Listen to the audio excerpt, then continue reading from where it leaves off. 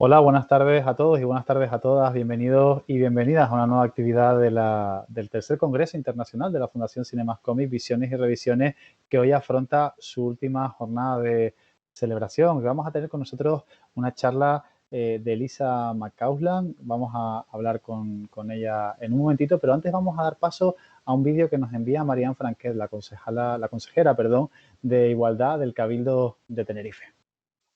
Hola a todas, hola a todos. Tercer congreso, importante. Si repetimos es porque algo habremos hecho bien, seguramente, o algo habrán hecho bien. Elisa McCausland, es la persona con la que contamos ahora para ilustrarnos, para conocer, para saber.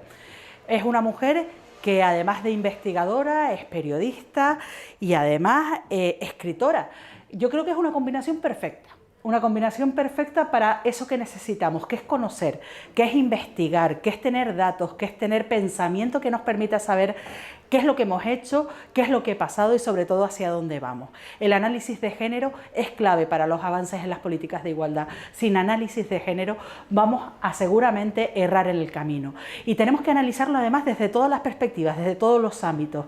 El cómic es un ámbito que ha tenido una influencia muy importante en todas las sociedades, en la nuestra también. Por lo tanto, el ponernos estas gafas violetas, el conocer cómo estamos, qué hemos hecho, hacia dónde vamos, es clave para que el cómic sea nuestro aliado, nuestra aliada en femenino también. Necesitamos que todos los estamentos confluyan en un objetivo, que es conseguir la igualdad real. El cómic ha tenido un papel muy importante a lo largo de la historia, pero el más importante es el que tiene que venir. Y para eso necesitamos a mujeres como Elisa, que nos aporten su conocimiento, su experiencia, su sabiduría, que la compartan para nosotras también poder seguir avanzando. Bueno, pues ese era el vídeo de Marian Franquet, la consejera del Cabildo de Tenerife, la consejera de Igualdad, que el Cabildo de Tenerife es patrocinador de este congreso a través de su programa Tenerife Violeta y también de Simpromi. Ella no quería perderse el participar de esta manera por motivos de agenda en la charla que iba a tener lugar en la tarde de hoy, que va a tener la conferencia más bien que va a tener lugar en la tarde de hoy.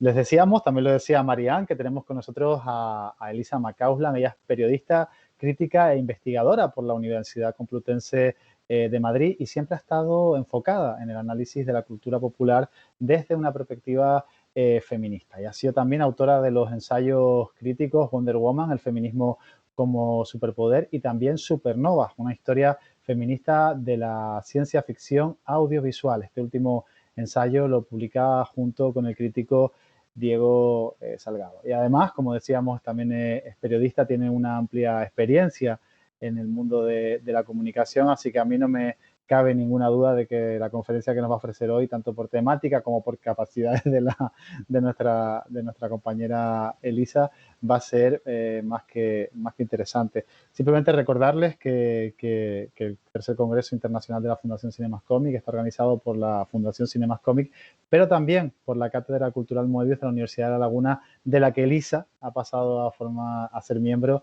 esta semana. Así que bueno, darle la bienvenida, la enhorabuena y también las gracias por querer formar parte de esta familia de la Cátedra Cultural Moebius de la Universidad de La Laguna. Elisa, buenas tardes, ya para de hablar porque ahora te toca a ti. No, no, yo encantada. Ya sabes que un placer, desde luego, y muchísimas gracias.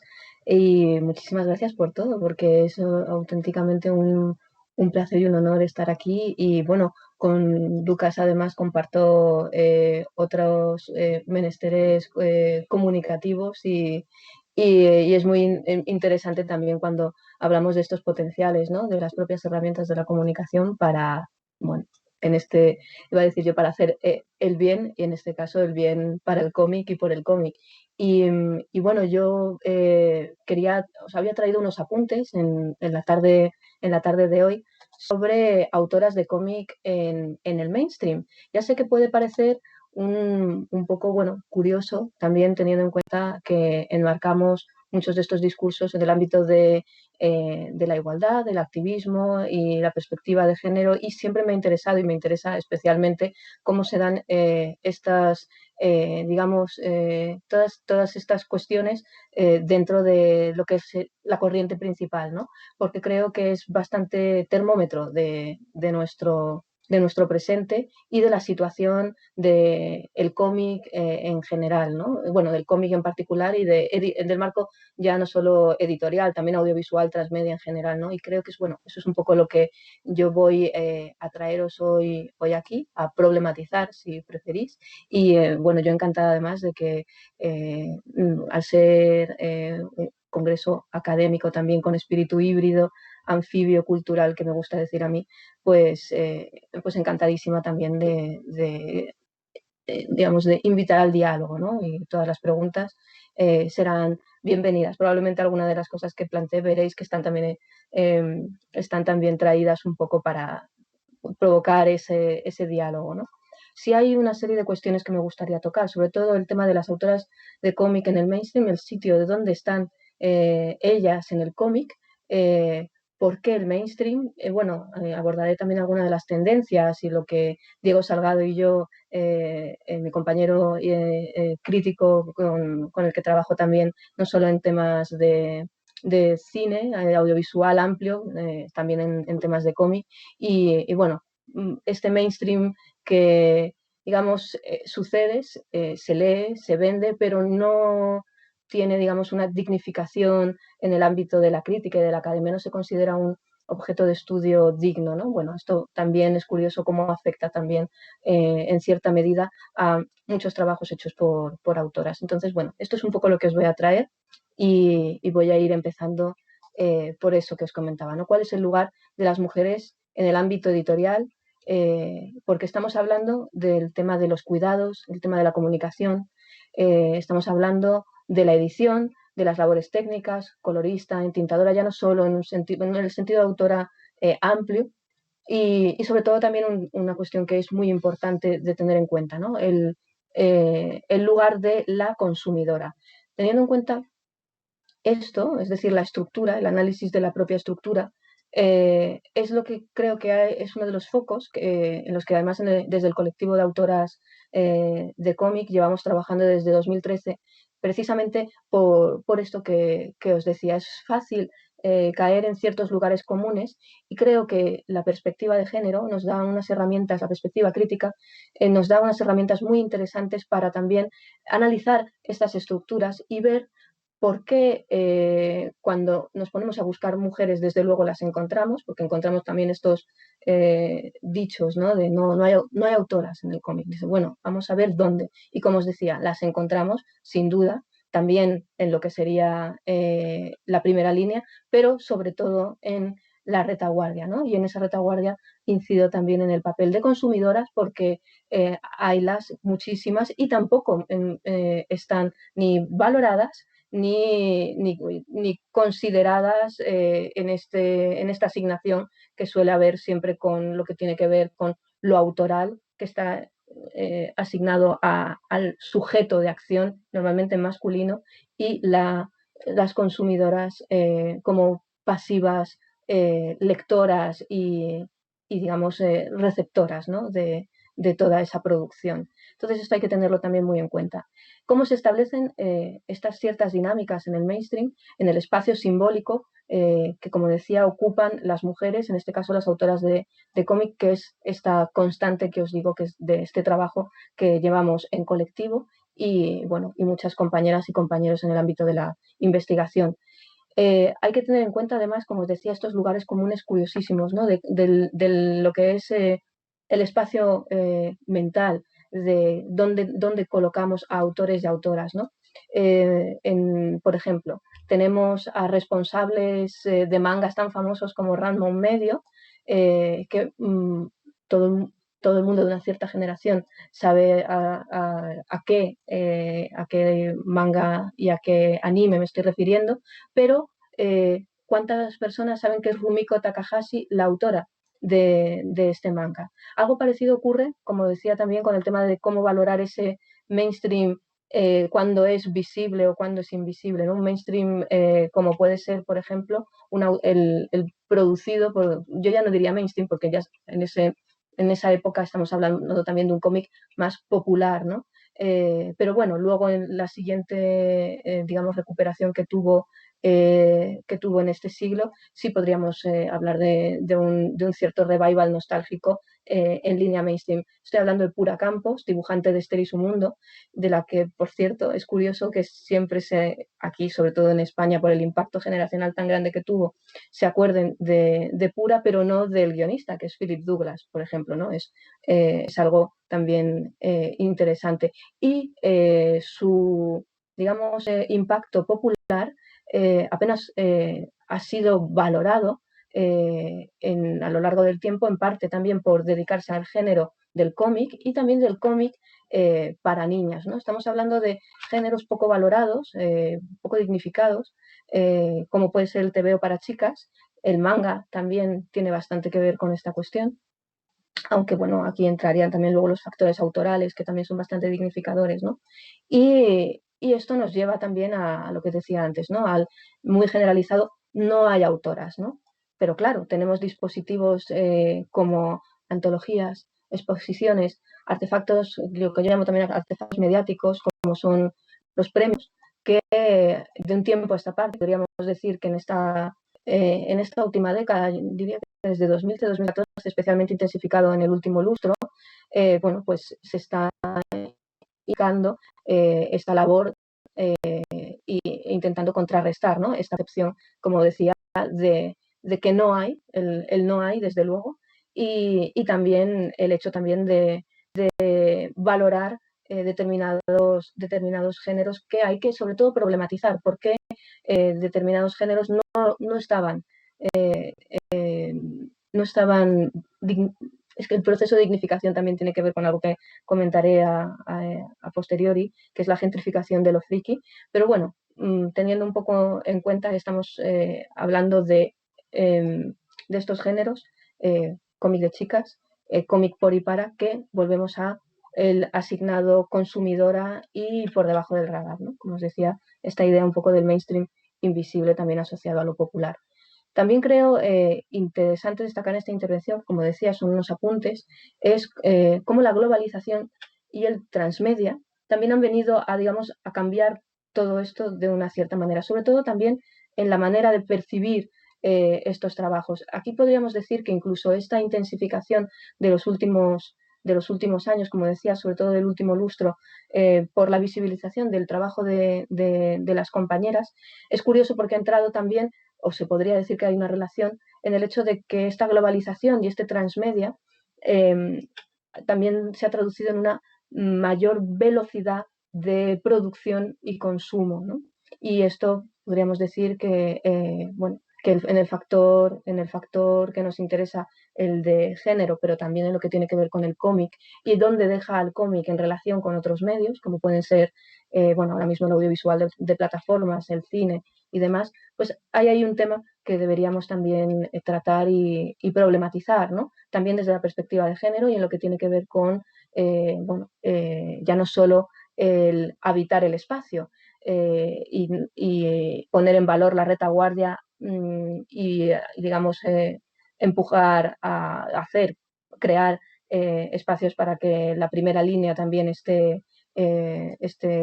haya más mujeres, ¿no? Haya más autoras, esté habitada por más nombres, ¿no? propios. Pero, claro, si estamos en un tejido que se va precarizando, que se va acelerando, exactamente qué es lo que está pasando, ¿no? Y cuál es sobre todo también nuestro rol dentro del mundo del cómic en esta dinámica, ¿no? Cada una de las partes. Esto es un poco, también creo que hay algo que es algo que hay que tener bastante en cuenta. Y también, como os decía antes, ¿qué consideramos mainstream? ¿no? Como, este transmedia ha hecho que todo cambie en cierta manera y también, como decía, el transmedia y lo que consideramos mainstream tiene que ver, como os decía antes, con esta gentrificación de lo friki, que lo que yo aquí, digamos que quiero un poco especificar qué es, ¿no? Porque es un poco también una idea un poco artefacto de entender que mientras lo friki antes, lo friki a lo que está especialmente también asociados géneros que ahora están más en boga, pero que normalmente han estado mucho menos tratados y menospreciados, como puede ser la fantasía, el terror, la ciencia ficción, han sido también, o la fantaficción, que es lo superheroico, pues claro, de un tiempo a esta parte, especialmente bueno, podríamos decir que como consecuencia de la crisis del 2008 y como estos géneros suelen, digamos que, tener un resurgir y una mayor presencia en estas épocas también, en estas épocas de crisis y resurgimiento, bueno, pero con esta evolución que os comentaba de lo que ahora ya conocemos como transmedia, pues aquí ha habido, digamos, un proceso de dignificación de que lo que antes era considerado para unos pocos y en un cierto ámbito no valorado, pues ahora es esto de lo friki ha ganado, ¿no? Es mainstream y teniendo en cuenta que hace poco ha sido también el día del orgullo friki, es interesante ver cómo ha evolucionado, ¿no? Como los primeros días que se celebraron en su momento, en 2007, 2008, incluso antes, tenían que ver más con una celebración casi amateur, cómo ha habido ahí una evolución, ¿no? Y también han tenido mucho que ver en esto, todo se ha dicho en las redes sociales, sin duda. Pero bueno, tomando esto también, en las redes sociales también tienen una gran responsabilidad sin duda, esta capitalización del fandom y en cómo también las nuevas generaciones se han ido organizando y haciendo visibles también sus propias, digamos, inquietudes y necesidades. Es decir, mientras el lector medio, y digo lector medio de cómics, especialmente de una serie de géneros, digamos, más ligados a lo superheroico y demás, ha tenido también sus propios espacios. Es curioso cómo la red sí ha servido o ha generado otros tejidos donde las lectoras se han encontrado, se han organizado y también pues, han creado sus propios foros, ¿no? También todo esto se ha dicho en línea también, como decía, con cómo el feminismo se ha ligado a estos géneros, el tema por ejemplo, de cómo la ciencia ficción y el fantástico, el terror, lo estamos viendo de un tiempo a esta parte también en el audiovisual cinematográfico, digamos, hay una serie de autoras que los han utilizado también, que los están utilizando como punta de lanza de una serie de discursos políticos feministas, ¿no? Y a la vez como organización en colectivos, iniciativas feministas en redes sociales, como puede ser el Visible Woman, que es un hashtag que comenzó en su momento una de las guionistas estadounidenses más importantes, que Lisu de Koenig, también para que se hiciera, como decía, visible el hecho de que sí hay autoras, sí hay mujeres y otros sujetos en el ámbito, vamos, en el arco del LGTBQ, en otras identidades, que sí se identifican con también otras maneras de abordar lo creativo y a la vez de organizarse y de, bueno, como en esta iniciativa, visibilizar el trabajo. Esto en principio se inició como un acontecimiento en redes que ha tenido su continuidad y que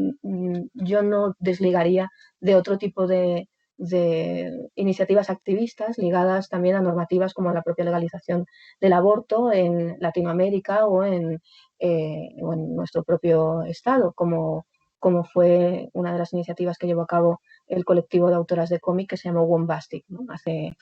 hace un tiempo, en legislaturas atrás. Esto además ha tenido un impacto también en lo que son los planes editoriales de majors como Marvel y DC.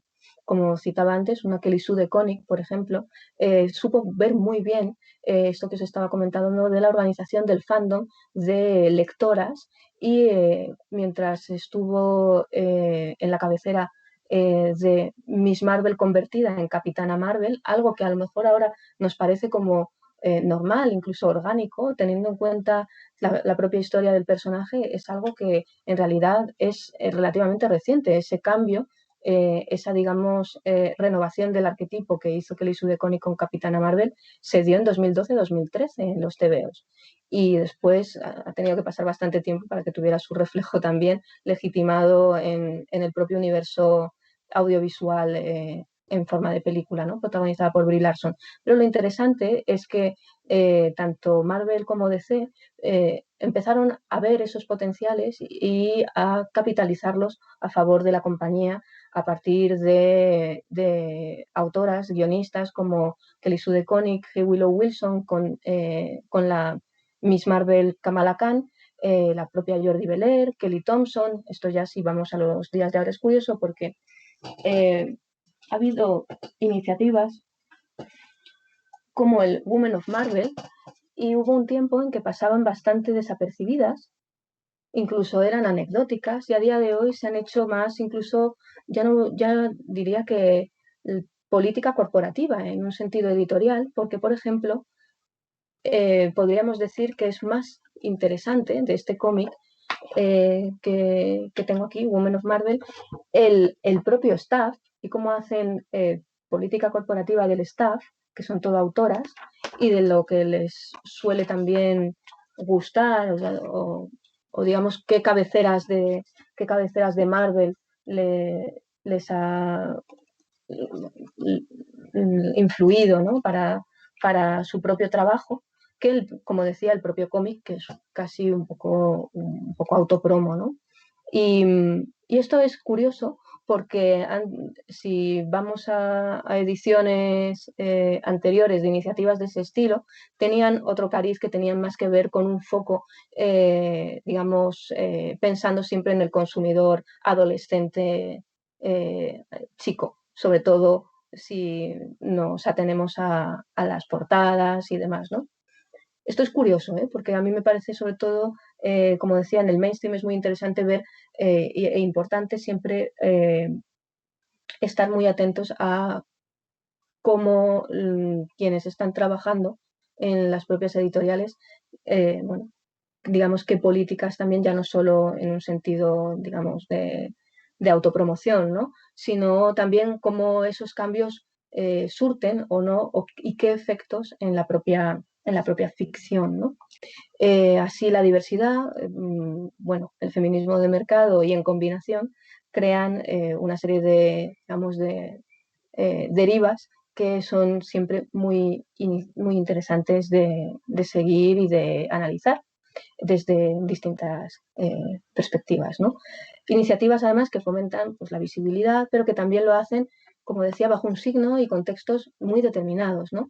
Es verdad que sean estos críticos, oportunistas de mercado, como decía, en un sentido también corporativo, o ambos, ¿no? Y por eso tomarle el pulso al presente del mainstream TVístico en lo que respecta a las autoras del cómic, bueno, es sobre todo importante para ver si estas evoluciones son tales o solamente se quedan también en determinadas circunstancias. Como decía ahí, el mainstream que puede ser invisible, como he citado antes el manga, que vende mucho pero cotiza poco en el mercado de la dignificación y la visibilidad, pues también le ocurren a otros géneros como el fantástico, la ciencia ficción y el terror, que como os decía han sido punta de lanza de este otro boom, además del mainstream superheroico, con toda su tradición audiovisual y la lógica transmedia a la que aludía antes. La cuestión es que sobre todo lo superheroico se ha convertido también en lengua franca.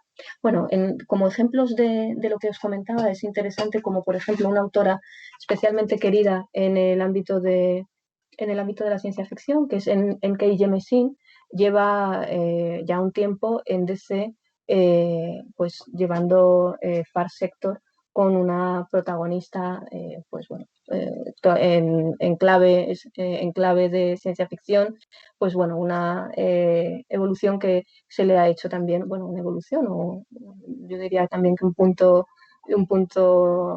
y aparte importante al concepto incluso de linterna verde, ¿no? Por ejemplo. O, a ver qué tenía por aquí también. Bueno, he hablado de estas hibridaciones.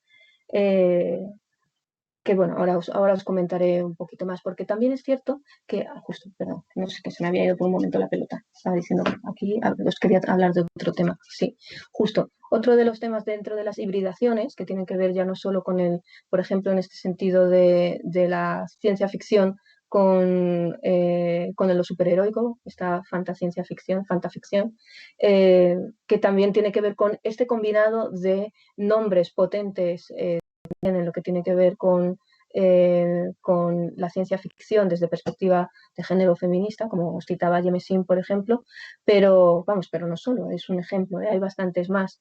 Y el hecho también de cómo se han ido también hibridando desde el cómic independiente, autoras que tienen, digamos, ese título o son más reconocidas, como pueden ser una Mariko Tamaki, que también se han pasado a lo que es muy interesante, al superheroico y al young adult, que es la última vertiente, diríamos, yo no sé ya si decir que era otro mainstream invisible, que está dejando de serlo, el infantil juvenil, el young adult, porque es la nueva frontera con nombres, como os decía, como Mariko Tamaki, que procede del indie, pero está trabajando también ahora especialmente en esta vertiente en Marvel y en DC, o las superventas, la auténtica superventas, que es una Raina Telgemeier, que aquí se edita también por Maeva, por ejemplo.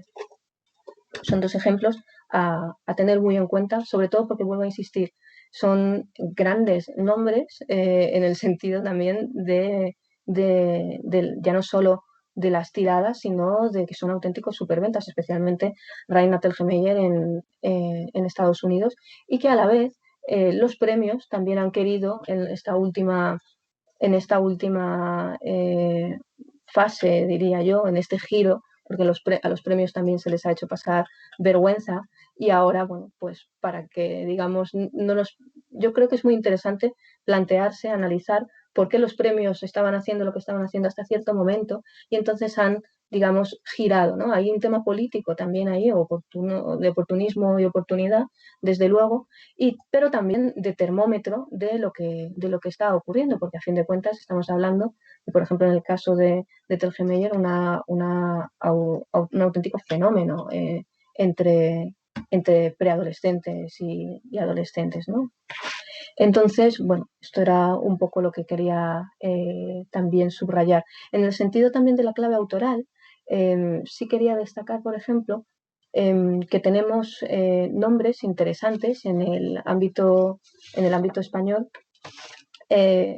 como una Emma Ríos, que procede de la autogestión, del fancineo, que dio el salto en Marvel, precisamente con Kelly Sue DeConnick, primero en la miniserie dedicada al villano Osborn y después en Capitana Marvel, y digamos que de la mano del fantástico y de la ciencia ficción, pues lo que pasaron es con su propio proyecto a la editorial Image, Pretty Deadly en combinación, y luego la propia Emma también trabajando en un proyecto muy interesante de revista que tuvo una breve vida, pero que este espíritu también de autogestión, digamos, de traer nombres diversos al mainstream, pues como pueden ser una Julia Vicente o una Ana Galván o Ken Nimura o una Cintia Alfonso, por poner unos cuantos nombres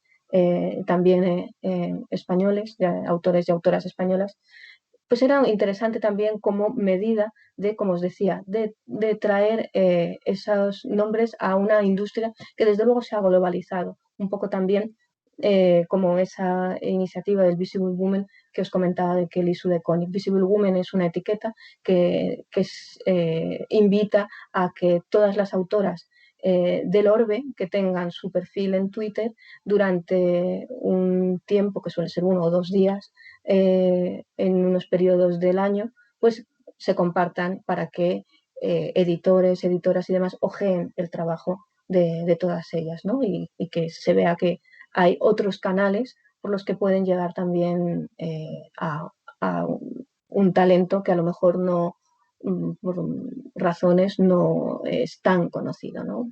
Pero bueno, esto es un poco una de las vertientes que me parece también muy, muy interesante plantear, porque como os decía, el mainstream ya no es lo que era, que llamamos mainstream, esto es algo a lo que también bueno, nos enfrentamos críticos e investigadores todos los días, ¿no? Y la propia evolución, yo diría ya casi mutaciones diarias, casi por horas. En ese sentido también me gustaría destacar otro nombre, como es María Llobet, que los primeros trabajos que ella realiza son en tareas más técnicas de color y para el mercado francés. Luego ha producido con un estilo muy híbrido también en sí mismo, y esto también cabría reflexionar sobre ello, porque estos estilos en los que puedes detectar tanto influencia de corrientes europeas como manga, como estadounidenses, como del mainstream superheroico, fantástico y demás, es muy interesante porque también habla de las nuevas generaciones, de cómo se están relacionando desde la perspectiva creativa, expresiva y también los canales de exposición y distribución, ¿no? Y en el caso de María Llobet les ha parecido en ese sentido también a un nivel expresivo al de Emma Ríos, que también tiene una influencia del manga evidente, como su trabajo, por ejemplo, para España, desde la editorial Norma como autora, tras pasar al mercado americano como dibujante, ahora también se está trasladando su obra como autora completa a ese mercado, ¿no? Entonces es interesante cómo todas estas vertientes están dando digamos, unas nuevas o novedosas vías de comunicar lo que antes entendíamos de una manera mucho más compartimentada, ¿no? Entonces, preguntarnos qué es el mainstream a día de hoy y cómo se relaciona con otras áreas que antes estaban como mucho más, como decía, compartimentadas, bueno, es cada vez más complejo e interesante y sobre todo no tan sencillo como pudiera parecer o como a veces las etiquetas nos dejan, ¿no? Nos limitan, ¿no? Entonces, bueno, esto era un poco lo que os quería traer en un sentido de problematizar estas cuestiones y a partir de ahí estaría encantada de que me comentarais lo que consideres. Bueno, Lisa, disculpa que tenía el micrófono desactivado, pues creo que ha sido una charla interesante y yo creo que lo que tampoco nos cabe duda a los que te hemos estado escuchando es que dominas muchísimo el tema. No sé cuánto tiempo llevas dedicándole a investigar este tema en concreto, porque me imagino que si tienes un perfil multidisciplinar habrás investigado otras ramas del conocimiento, probablemente también de ciencias sociales, pero ¿cuánto llevas investigando concretamente sobre cómic y feminismo? Bueno, en realidad bastante tiempo, porque es curioso, todo esto yo creo que empezó en gran medida cuando estudiaba periodismo, porque ahí también ha habido una evolución bastante curiosa, teniendo en cuenta que entonces, digamos que la generación que nos gustaba y que veíamos, que nos gustaba, leíamos y que veíamos como un objeto digno de estudio el cómic, pues era un poco difícil, más que nada por no tener interlocución con el profesorado para poder, digamos, abundar en el cómic y en sus relaciones desde un sentido también de medio, ¿no? Como de medio independiente, siempre visto más en relación a la literatura, al arte o desde luego al entorno mediático, ¿no? Y desde entonces siempre me había interesado y ahí empecé a investigar y un poco por eso apelaba también a la figura del anfibio cultural, porque siempre pasa un poco con la academia y el periodismo, ¿no? Que para la academia eres demasiado periodístico y y para el periodismo suele ser demasiado ensayístico académico, ¿no? Pero bueno, y en realidad en lo que tiene que ver ya con las relaciones más concretas de mainstream invisible y cómo trabajar esas relaciones, bueno, tenemos desde hace ya 3 años un work in progress, Diego Salgado y yo, que se llama Trincheras de la Cultura Pop, donde en este podcast, que es una investigación en marcha, tratamos estos temas. Ujú.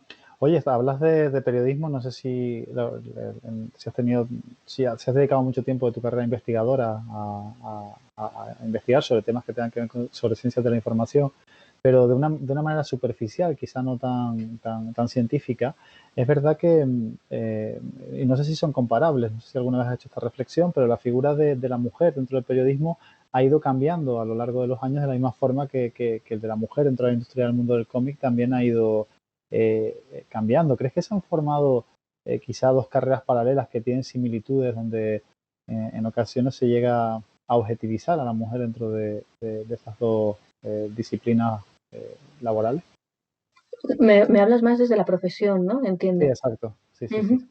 Hay que tener en cuenta también que, digamos que el periodismo sí ha tenido, o las periodistas, sí hemos tenido, por así decirlo, un campo como más definido de lo que es la profesión, mientras que en el cómic hay un ámbito muy digamos, variado también. Pero bueno, sí es cierto que en la propia profesión hay, dependiendo de los medios también y demás. A nivel histórico, yo te diría que tiene mucho que ver con las propias circunstancias históricas y sociales de nuestro país, ¿no? Y sí es cierto que lo que es interesante cuando investigas es que la agencia, sí es cierto que no es la ideal, lógicamente, pero encuentras, digamos, que todas las dinámicas eran más complejas, ¿no? Pero por lo de siempre, porque el sistema es el que es en todos los ámbitos. Sí es cierto que se puede expresar a lo mejor de una manera más agresiva en unos u otros espacios, dependiendo también de las circunstancias y dependiendo de la época, pero bueno, lo que ocurre es que sí, en general, es curioso porque, por ejemplo, sí ha habido siempre muchas periodistas, que sigue habiendo a día de hoy muchas más Ujú. estudiantes, eh, eh, mujeres que hombres, mientras que luego vemos lo de siempre. ¿Quién tiene los recursos materiales editoriales o quién dirige medios? Y ahí la cosa pues cambia bastante, ¿no? E incluso catedráticos y demás, ¿no? Entonces, esto volvemos a lo que comentaba un poco al principio de la charla, ¿no? Esos roles, ya no siquiera roles, es una codificación simbólica de autor, investigador y estudiante, consumidora, ¿no? Y Ujú. ahí pues estamos en lo de siempre en la esfera pública, en el momento en el que hay unos ámbitos especialmente eh, atractivos y de poder, pues suelen ser bastante más difíciles o por no decir imposibles, para una parte de la población. Oye, Elisa, han ido surgiendo algunas preguntas a través de la caja de comentarios de la publicación. Nos Ujú. dice Rubén Esteban, hola, ¿crees que es una moda que haya tantas autoras? Y en caso de ser una moda, ¿crees que es una moda positiva?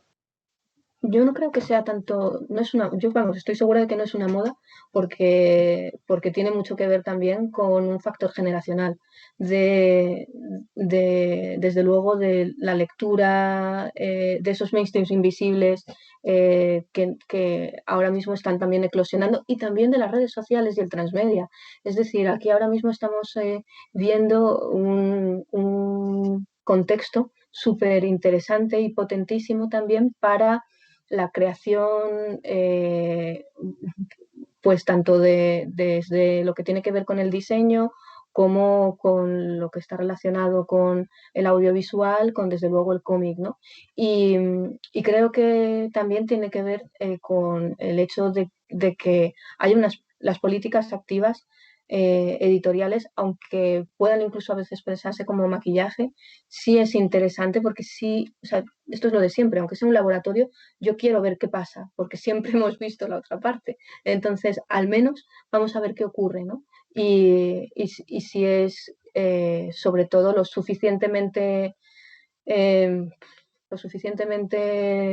el suficiente cambio como para que de verdad traiga a otros. Sí, yo suelo ser un poco pesimista en esto, ¿no? Por más que nada un poco por las rimas con otros momentos de la historia.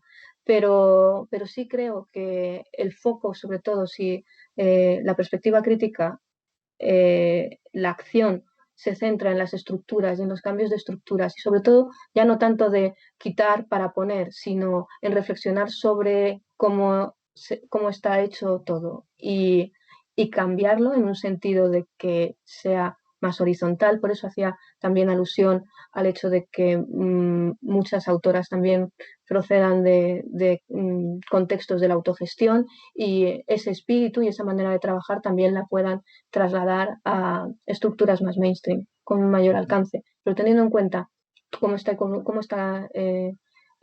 cambiando todo, bueno, es todo muy poroso, maleable y desde luego en un entorno de posibilidades.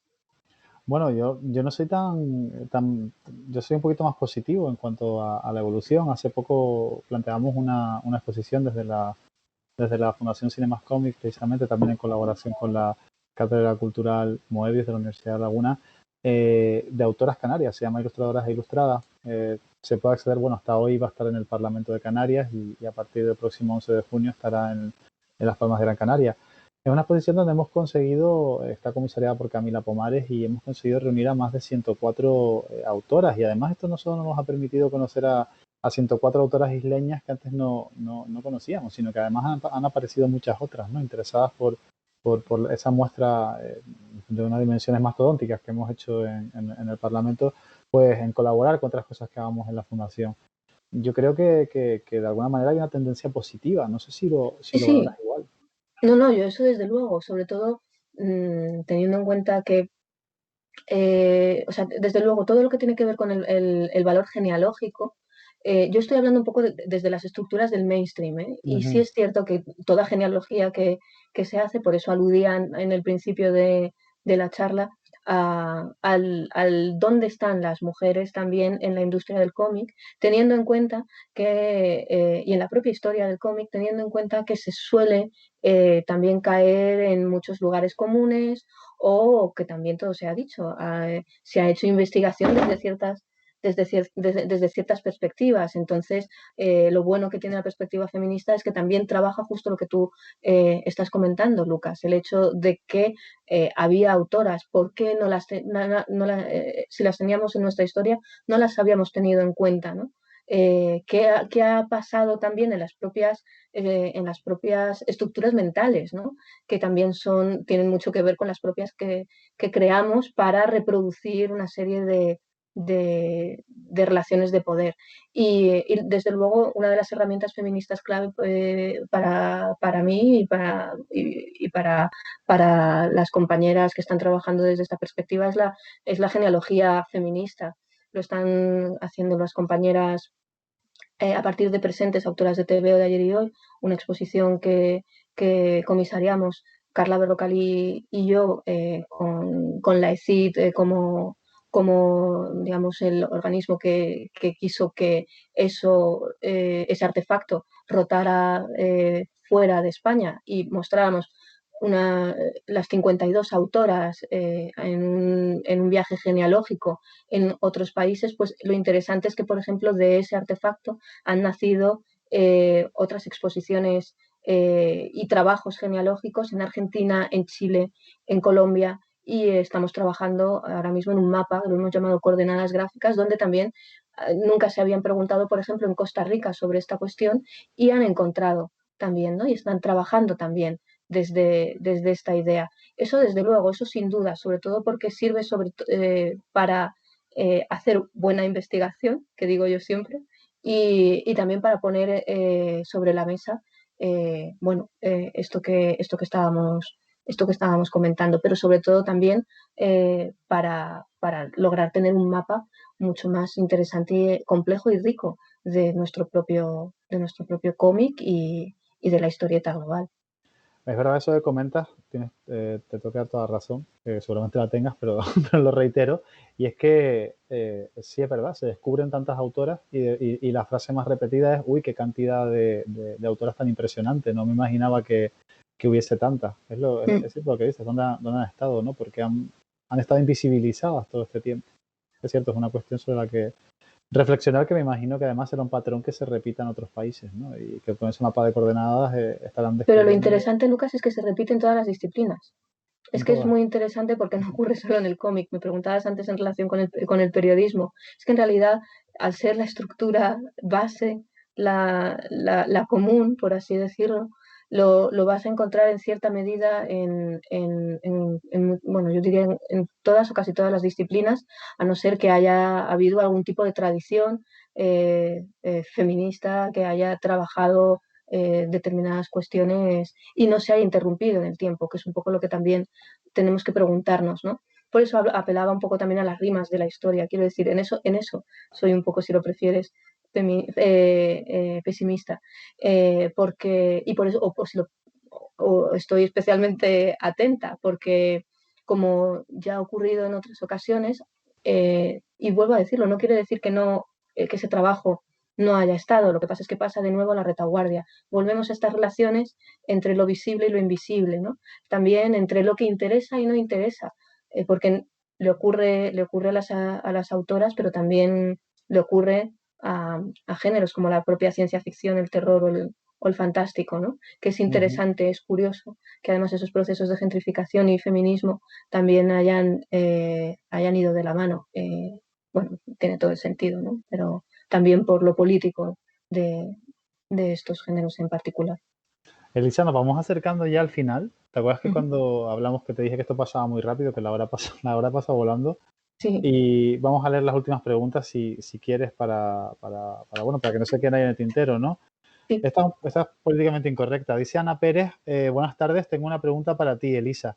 ¿Crees que es Ujú. redundante hablar del trabajo en el mundo del cómic cuando es un mundo en el que escasea el trabajo? Me imagino que se refiere al trabajo desde un punto No, de no, vista femenino. no, me cae bien, muy bien. Sí, en realidad es que ese es el tema también. Por eso no lo he subrayado, pero el tema, por ejemplo, de hasta qué punto se está creando una dinámica precarizante en el audiovisual en general y también del que también participa el cómic, con lo que tiene que ver con el consumo de plataformas y con una industria, por ejemplo, la española no es tal. Por eso el mainstream en nuestra industria es o invisible en un sentido de manga o el superheroico bueno, en el sentido mainstream de este sesgo, no, de esta línea, ¿no? Pero estoy completamente de acuerdo contigo. Sí, es redundante hablar vamos a lucharlo, ¿no? Vamos a ver un poco también, sobre todo si podemos hacer todo lo posible también desde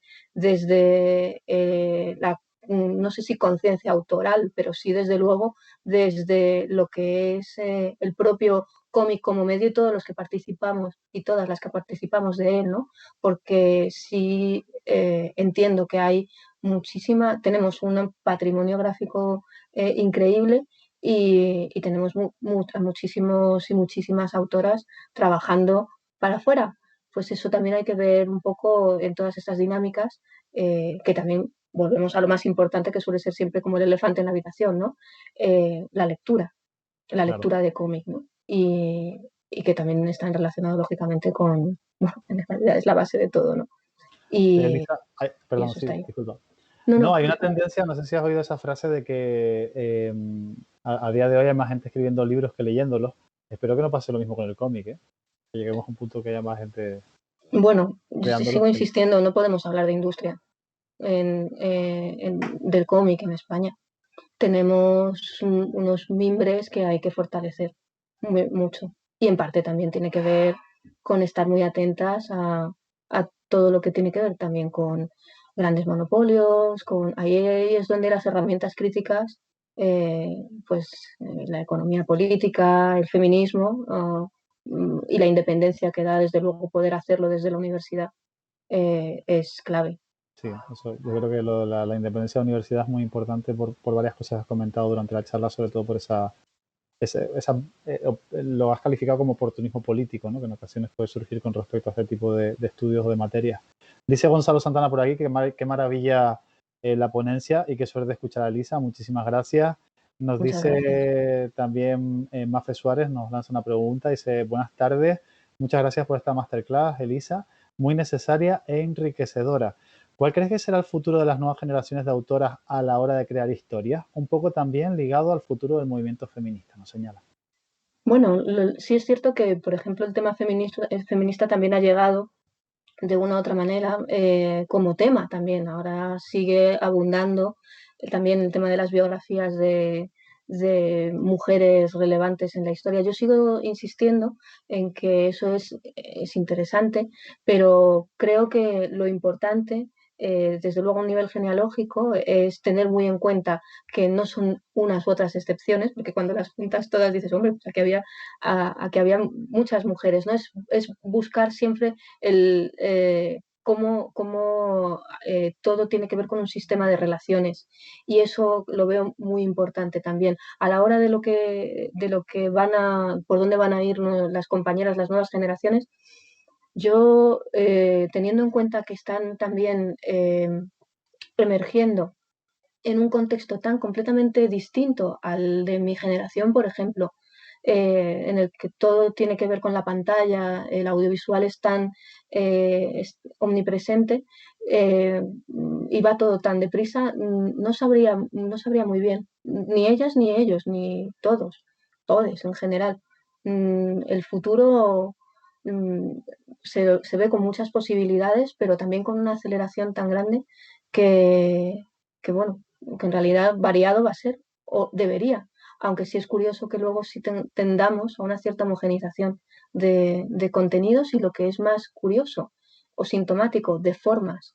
Es decir, no hay muchos compañeros y compañeras que echan de menos un nuevo punk, una forma que sea contundente.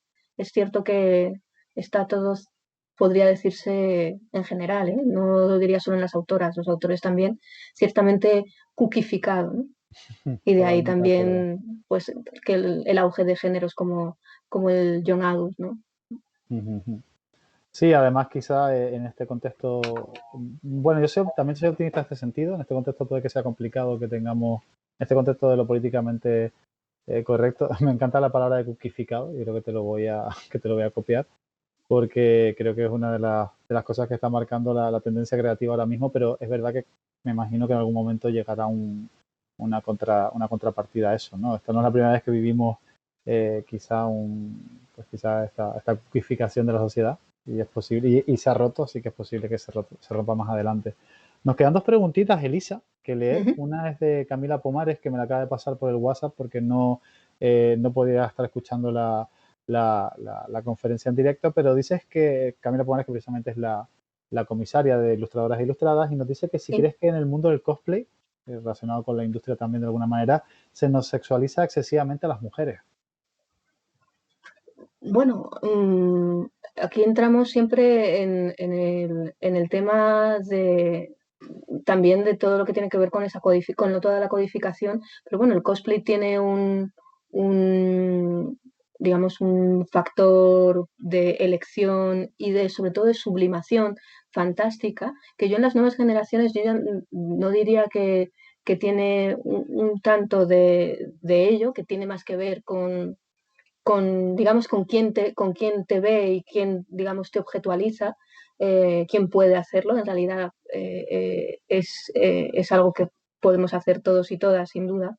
Pero sí es cierto que a mí me parece también que es muy interesante en cómo hay como decía, una sublimación a partir del disfraz, que no solo atañe a las lectoras o a aquellas que quieren transformarse. Yo he visto mucha vertiente queer, y muchos chicos, y muchos chiques digamos, en unas edades en las que lo que están haciendo también en ese sentido es pasar bastante digamos, del contexto, y hacer lo que verdaderamente les interesa, les gusta dentro de su propio universo, y eso me parece súper interesante y que es curioso como la cultura friki, que también podía tener, digamos, esas lecturas, y que las tiene sin duda, pero que también puede en sí misma propiciar esas otras vertientes, esas fugas.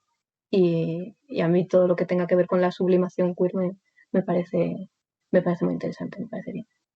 Elisa, una última pregunta, nos la hace Silvia Machado. Dice, hola a todos. Elisa, ¿qué opinas del momento Girl Power al final de Los Vengadores Endgame? ¡Qué malvada! Pues teniendo en cuenta todas las cosas terribles que pasan en Los Vengadores Endgame a personajes clave como pueden ser, en realidad todas, ¿no? No acaban especialmente bien. Personajes como la Viuda Negra, por mucho que ahora tenga película, y mira que le ha costado tener película, o bueno, o sin ir más lejos, la agente Carter, que me parece muy bien que el Capitán América decida cambiar el hilo de su vida, pero también decide por la de la compañera que ya había fundado SHIELD y este tipo de cosas, ¿no? No sé, son cosas que me parece desde luego bastante delatoras. Yo es que el feminismo en Marvel no me lo tomaría muy a pecho, al menos en el audiovisual. Oye, hay una cosa muy curiosa de esa película, que siempre se habla del momento Gear Power, pero de lo que poco se habla precisamente es lo que has comentado, de la muerte de la Viuda Negra. Y es que a mí me pareció terrorífico que ella hacía, bueno, para no hacer mucho spoiler, pero hacía un sacrificio muy grande y no se le hace ni un homenaje ni una mención después de que aquello ocurra en el resto de la película. No sé si fue una torpeza o lo que pudo ser, pero la verdad que... Teniendo en cuenta que en el fondo de ese pozo ya había caído otro personaje femenino. Entonces, no sé, a mí me parece que es un poquito, vamos, me has traído además de todas las películas del universo Marvel, una de las más problemáticas. Yo diría incluso, ya sé que esto puede parecer una butad, pero para mí la película más feminista que tiene Marvel desde el 2008 es El Capitán América, la primera, ¿Por qué? sin duda. ¿Mm? ¿Por qué? Desde luego, pues por la propia construcción de los personajes de el Capitán América y la agente Carter en equivalencia. Y por un estudio que se podría perfectamente definir de una deconstrucción de masculinidad de lo superheroico en esa película. Muy interesante. Elisa, te voy a invitar, si te parece bien, a que en otro momento más adelante, cuando estés un poco menos liada, que sé que nos has hecho, te ha costado sacarnos un hueco, pero al final lo has conseguido, hablar de este tema que has dejado abierto al final, porque me parece muy interesante. Pues, tiene como varias lecturas, ¿no? La construcción de la masculinidad del superhombre, pues por un lado puede ser visto de un punto de vista y hay personas que hay autores que lo han nombrado desde el otro punto de vista, ¿no? De la necesidad de la virilidad de lo que son los arquetipos de la virilidad, ¿no? Para construir la figura del superhombre Sí, masculino. sí. Hombre, hay un tema de sublimación sin duda, pero ¿de dónde parte y cómo se van construyendo ambos como sujetos a lo largo de la aventura? Es muy, muy interesante. Y por eso diría, yo pondría el foco en antes de que Marvel fuera especialmente corporativa o que viera los potenciales y los, digamos, gestionara en ese 2008, 2013, 2014 hay una serie de películas muy interesantes. Yo siempre defenderé en ese sentido Kick-Ass 2, una película que se tendría que haber llamado Hit Girl. Sí, no estoy en nada de desacuerdo contigo, ¿eh? Bueno, si quieres, yo te lo dejo ahí caer. Si Yo quieres, ya encantada. tenemos otra charla y hablamos sobre este tema, pues la verdad es que creo que da jugo como para otra hora, ¿no? Yo encantada. Genial. Sin duda. Elisa, muchísimas gracias por estar con nosotros en la tarde de hoy. Se nos ha consumido el tiempo, pero de verdad que ha sido un placer escucharte y por fin ponerte cara, que creo que nunca nos habíamos visto así, por lo menos cara a cara. Y habíamos hablado mucho por teléfono, pero cara a cara nunca. Un placer, Elisa. Un Muchísimas gracias placer. por formar parte del tercer Congreso Internacional de la Fundación Cinemascomic. Gracias por unirte como miembro a la Cátedra Cultural Moebius de la Universidad de La Laguna y de verdad que gracias por compartir este conocimiento, estas investigaciones con nosotros en la tarde de hoy. Muchísimas gracias a vosotros, Lucas y Gonzalo Hombre en la Sombra, que ha estado Perfecto. asistiéndonos. Un Un placer. abrazo.